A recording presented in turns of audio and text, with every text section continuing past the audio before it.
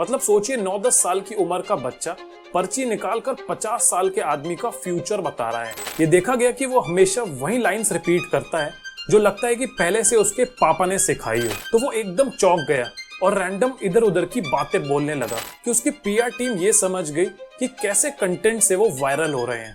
स्वागत है आपका एक नई वीडियो में। आपको सोशल मीडिया पे स्क्रॉल करते हुए एक वीडियो दिखता है जिसमें 9 साल का एक बच्चा अपने दरबार में बैठे हुए लोगों के लिए पर्चा निकाल रहा है और दूसरी तरफ एक और बच्चा अपनी भक्ति के आंसू बहाते हुए वायरल हो गया है। इस वीडियो में हम बात करेंगे कि क्या ये सिर्फ इंस्टाग्राम पे फॉलोअर्स पाने की कोशिश है या हमारे देश में एक नया स्पिरिचुअल ट्रेंड शुरू हो रहा है, बाल बाबाओं का ट्रेंड। के अलवर के 9 साल के बालक ने कुछ ऐसा कर दिया है कि कोई सोच भी नहीं सकता। कक्षा में पढ़ने वाला मात्र 9 साल का बालक पर्चे निकालकर लोगों के भविष्य बता रहा है और देखते ही देखते पूरे देश में प्रसिद्ध हो रहा है। सोशल मीडिया इतना मूर्ख लड़का है वो। 9 साल की उम्र में कक्षा 6 में पढ़ने वाले पंडित आदित्य कृष्ण पाराशर की प्रसिद्धि पूरे देश में बढ़ रही, उनके दिव्य दरबार में भी भीड़ जुट रही है। आपको बागेश्वर धाम बाबा तो याद होंगे जो अपनी पर्ची सिस्टम की वजह से बहुत फेमस हुए थे। अब एक 9 साल का बच्चा आदित्य कृष्ण पाराशर जो कि अलवर राजस्थान से बिलोंग करता है, उसने भी ये पर्चा निकालने की स्किल डेवलप कर ली है। जैसे एग्जाम्स में रिजल्ट का डर होता है, बस वैसे ही ये अपने भक्तों के लिए उनका फ्यूचर रिवील करते हैं पर्चियां निकालकर।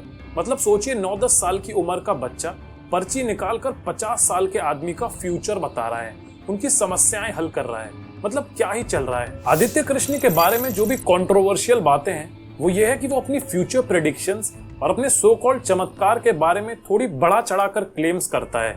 जैसे उसने एक बार कहा था कि बालाजी की कृपा से कुछ भी पॉसिबल है। मैं यहाँ पर कोई रिलीजियस सेंटिमेंट्स को हर्ट नहीं करना चाहता, लेकिन आप खुद थोड़ा सा लॉजिकल होकर सोचें। जब लोग एक 9 साल के बच्चे की पर्चियों में अपना भविष्य देखने लगते हैं तो समाज पर इसका क्या असर पड़ता है। सोशल मीडिया पर आदित्य की छवि भी कुछ ऐसे बनाई गई है जैसे उसकी हर बात किसी गहरे ज्ञान का हिस्सा हो, लेकिन जब हम इसके पीछे का बैकग्राउंड देखते हैं तो समझ आता है कि ये अब एक इमेज ब्रांडिंग का पार्ट बन गया है, जहां वो बस कुछ जेनरिक लाइंस लिखता है जो किसी पर भी फिट हो सकती हैं। जैसे आपकी जिंदगी में अब सुख शांति आएगी या आप अपने काम में अब सफल होंगे, जो कि ऑलमोस्ट हर किसी पे एप्लीकेबल हो जाती है। अब आदित्य पाराशर के बाद दूसरे नंबर पर मिलते हैं एक और भी ज्यादा वायरल सेंसेशन बने हुए यंग बाबा से। इमेजिन कीजिए आप एक दिन इंस्टाग्राम फीड पे स्क्रॉल कर रहे हैं और एक वीडियो पे रुकते हैं जहाँ एक छोटा सा 10 साल का बच्चा बड़ी श्रद्धा से गणपति जी को लड्डू दे रहा है। आंखों में आंसू, शब्द में दर्द और बैकग्राउंड में मंदिर की आरती चल रही है। इस बच्चे का नाम है अभिनव अरोड़ा। अभिनव के फादर तरुण अरोड़ा जो कि एक वेल नोन स्पीकर और एंटरप्रेन्योर हैं। उन्होंने अभिनव की पॉपुलैरिटी को सोशल मीडिया और इंटरव्यूज के थ्रू प्रमोट करना शुरू किया। उन्होंने कहा कि उनका बेटा ये सब अपनी इच्छा से कर रहा है और वो सिर्फ उसको गाइड और सपोर्ट करते हैं। लेकिन रिसेंटली एक यूट्यूब चैनल ओनली देसी ने इनको एक वीडियो में एक्सपोज किया जिसमें ये दिखाया गया कि कई इंटरव्यूज में अभिनव के जवाब सिमिलर पैटर्न और सिमिलर टोन में थे। ये देखा गया कि वो हमेशा वही लाइंस रिपीट करता है जो लगता है कि पहले से उसके पापा ने सिखाई हो। मुझे फर्क नहीं पड़ता कि जमाना क्या कहता है, मुझे तो ये पता है मेरा बांके बिहारी मुझे अगला कहता है। अभिनव के बहुत से इंटरव्यूज में देखा गया है कि वो काफी बेसिक सवालों पर भी अटक जाता है। पास जो सुदर्शन चक्र था वो उन्हें किसने दिया था? भगवान श्री कृष्ण के पास जो सुदर्शन चक्र था वो उन्हें दिया था। किसने? कहां से मिला था? ऐसा शिव महापुराण में भी लिखा है, विष्णु को दे दिया सुदर्शन लक्ष्मी सी सुंदर नारी। ऐसा शिव महापुराण में वर्णन आता है कि विष्णु को दे दिया चक्र सुदर्शन लक्ष्मी सी सुंदर नारी। ये किसने दिया था सुदर्शन चक्र, ये बताइए?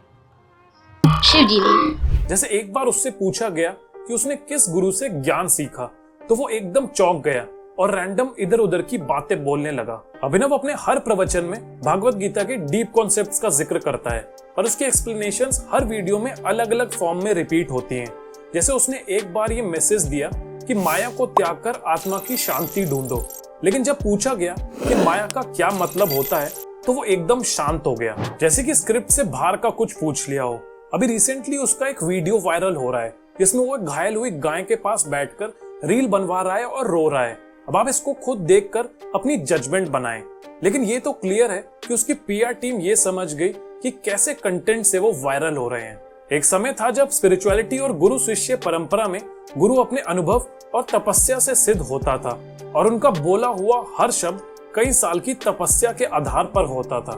लेकिन अब ये नए बाल बाबा जो वायरल फेम और क्विक फॉलोअर्स के लिए स्पिरिचुअलिटी का एक शो बना रहे हैं, वो असली स्पिरिचुअल टीचिंग्स का एक तरह से मजाक भी उड़ा रहे हैं। अभी बच्चे जब अपनी रैंडम बेसलेस क्लेम्स के साथ स्पिरिचुअलिटी के नाम पर ये सब करते हैं तो इसमें सबसे बड़ा खतरा है अंधी आस्था का। जब एक 10 साल का बच्चा पर्चा देकर कहता है आपके सारे दुख अब खत्म हो जाएंगे, तो एक इमेच्योर माइंड में ये इल्यूजन सेट हो जाता है कि बिना कोई स्ट्रगल और सेल्फ एफर्ट के बस एक बाबा का आशीर्वाद उनका जीवन बदल सकता है। इन बाबाओं के दरबार में मोस्टली वो लोग जाते हैं जो इमोशनली वीक हुए हुए हैं, जिनको जिंदगी में मेंटल या फाइनेंशियल स्ट्रगल्स हो रहे हैं और जो किसी क्विक सॉल्यूशन के तलाश में हैं। अब ये बाबा उनकी कमजोरियों का इनडायरेक्टली यूज करते हैं। अब ये सवाल है कि आए दिन ना जाने कितने बच्चे इनको देखकर इस राह पर जा रहे हैं, तो इस इश्यू को हम कैसे एड्रेस करें? सोसाइटी में हमारे असली स्पिरिचुअल लीडर्स जो सालों की तपस्या और अनुभव के साथ टीचिंग देते हैं, उनका प्रमोशन होना चाहिए, जैसे कि प्रेमानंद जी महाराज।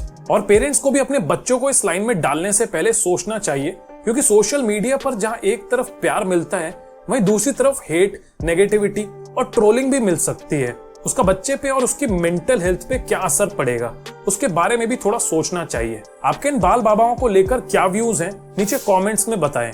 ऐसी और इन्फॉर्मेटिव वीडियोस देखने के लिए वीडियो को लाइक और चैनल को सब्सक्राइब करना ना भूलें।